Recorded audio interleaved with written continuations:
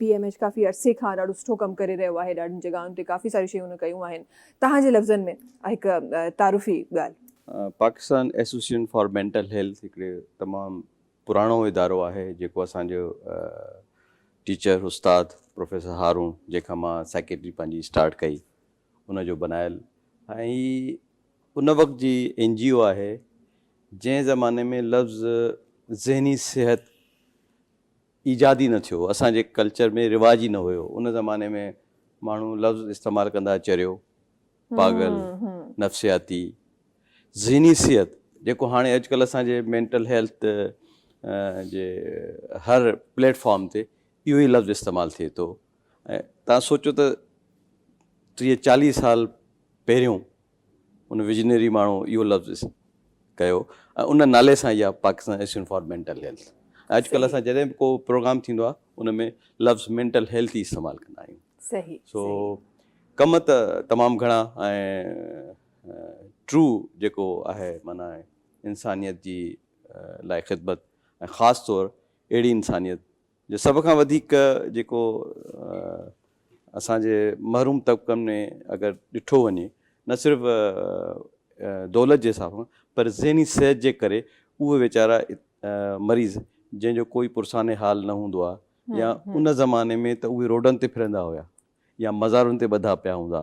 उन्हनि जे लाइ कमु करणु, उन्हनि जे लाइ हिकिड़ो इदारो ठाहिणु हिकिड़ो वॾी ख़िदमत हुई ऐं उहो स्टिल असां बि कोशिशि कयूं पिया त इन इदारे खे खणी हलूं ऐं जेतिरो असांजे उस्ताद प्रोफेसर हारून अला हयाती ॾे उनखे त उन जो विजन खे खणी करे अॻे असां ख़िदमत कयूं पिया। फ्री क्लिनिक थींदी आहे जंहिंमें असां वटि डेटा आहे शेयर करे सघूं था ऐं वेबसाइट ते बि आहे त डेली असांजी हिकिड़ी OPD थींदी आहे, फ्री OPD, जंहिंमें असांजा कंसल्टेंट मां बि आहियां, उन में ॿिया दोस्त बि आहिनि जिन जी भारी भरकम फीसूं आहिनि पंहिंजे प्राइवेट क्लिनिक में। उते ज़ीरो फीस बग़ैर कंहिं मुआवज़े जे ख़िदमत पेश कंदा आहिनि, मरीज़नि खे ॾिसंदा आहिनि ऐं मरीज़नि खे दवाऊं बि ॾिनियूं वेंदियूं आहिनि जेके फ्री हूंदियूं आहिनि। कोशिशि इहा ई हूंदी आहे असांजी त सभु दवाऊं ॾेई सघूं, पर किथे किथे इकोनॉमिक कंस्ट्रेंट्स जे करे फंड जे करे, छाकाणि ही ज़कात या डोनेशन जे बेस ते हले थी पई। डोनेशन असां वटि बहितरु हूंदो आहे त उन हिसाब सां असां उहा मेडिसिन बि ॾींदा आहियूं ऐं कमु जारी आहे ऐं सही जारी रहंदो, कोशिशि कंदासीं। हिन मुआशिरे में, जंहिं मुआशिरे में तव्हां मां रही रहिया आहियूं, शायदि असां वटि अवेयरनेस आहे, पर अॼु बि ॻोठनि देहातनि में असां वटि उहे नाला मिलनि था जिन खे शायदि मेंटल हेल्थ जो मतिलबु ई न आहे ख़बर या जेके उन तरफ़ सोचे नथा सघनि। ही एसोसिएशन छा उन्हनि तबक़नि जे लाइ कुझु करे रही आहे? जी बिल्कुलु।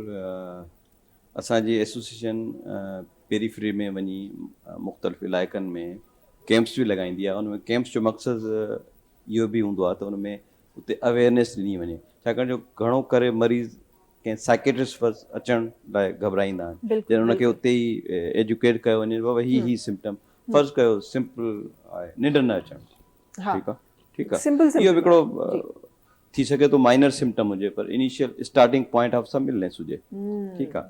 हिते हिकिड़ी मां जीअं डिस्कशन हले पियो अवेयरनेस जे बारे में या असांजी पब्लिक खे केतिरी ख़बर आहे। रिसेंटली कल्ह मुंहिंजी OPD में हिकिड़ो मरीज़ आयो फार फ्रॉम बलूचिस्तान जे हिकिड़े इलाइक़े मां, कंहिं रेफर कयो डॉक्टर साहब।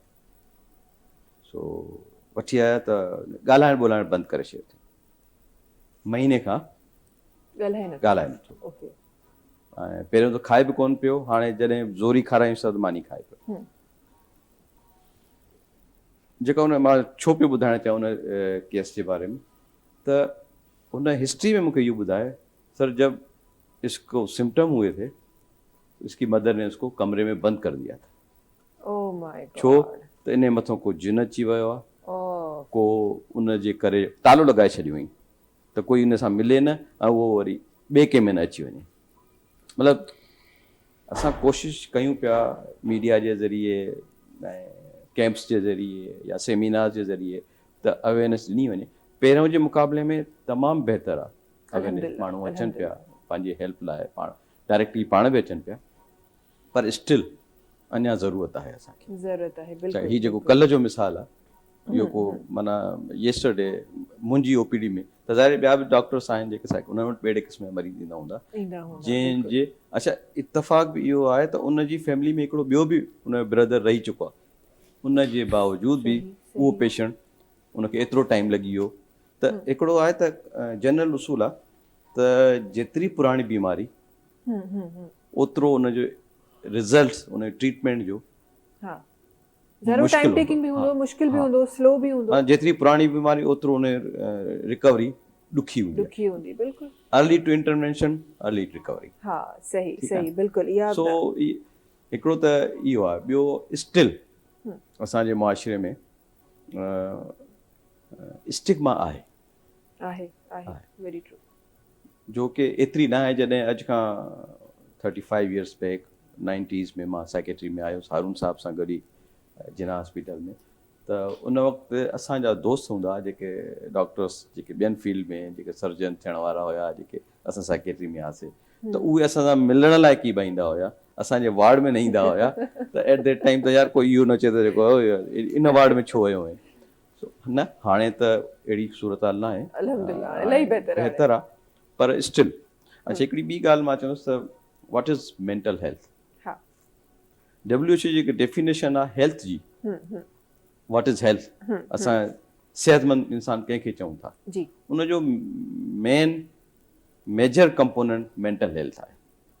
सही सही असां चवंदा आहियूं there is no health without mental health. तो ये जो सोशल आपका जो इम्पैक्ट पड़ता है या एनवायरमेंटल जो इम्पैक्ट पड़ता है उसको कैसे डील किया जाए?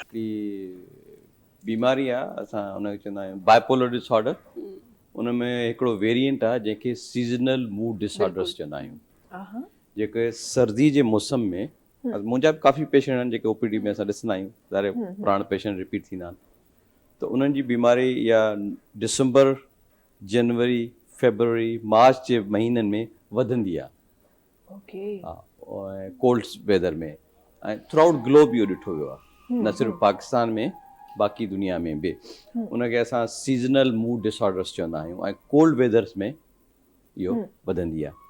ऐं ॿाहिरि मुल्कनि में जस्ट उते इन बीमारी जो इलाजु फोटोथेरापी सां बि थींदो आहे, सनलाइट, छाकाणि उते ॿाहिरि हिकिड़ी थ्योरी आहे त सनलाइट कोन हूंदी आहे, घटि थी वेंदी आहे, डे टाइम घटि थी वेंदो आहे, राति वॾी थी वेंदी आहे, ऐं वेस्टर्न वर्ल्ड में त बिल्कुलु सिॼ निकिरंदो ई न आहे काफ़ी मुल्कनि में, त उन जे करे बि इहा मूड डिसऑर्डर्स वधी वेंदा आहिनि, त उते हिकिड़ी थेरापी आहे, ड्रग थेरापी सां गॾु फोटोथेरापी बि कई वेंदी आहे।